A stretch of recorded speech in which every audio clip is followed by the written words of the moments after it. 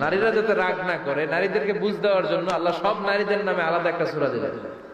সূরার নাম, তার মানে আল্লাহ নারীকে খুশি রাখতে চায়, বিশ্বনবীও নারীদেরকে খুশি রাখতে চায়। আমার অনেকে বলে, হুজুর আপনি নারীদের পক্ষে কথা বলেন বেশি।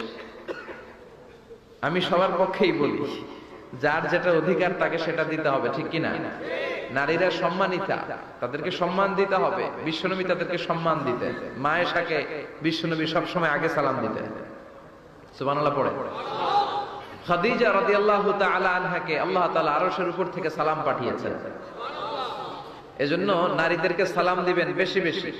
ঘরে সুখ শান্তি নাই, অনেকে বলে ঘরটা নাকি জাহান্নামের টুকরা, কারণ সালাম নাই। সালাম মানে শান্তি। সালাম মানে কি?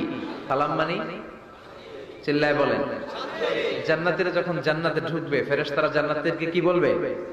সালাম, শান্তি। Enter the paradise with peace and security. শান্তি এবং নিরাপত্তার সাথে জান্নাতে ঢুকে যান।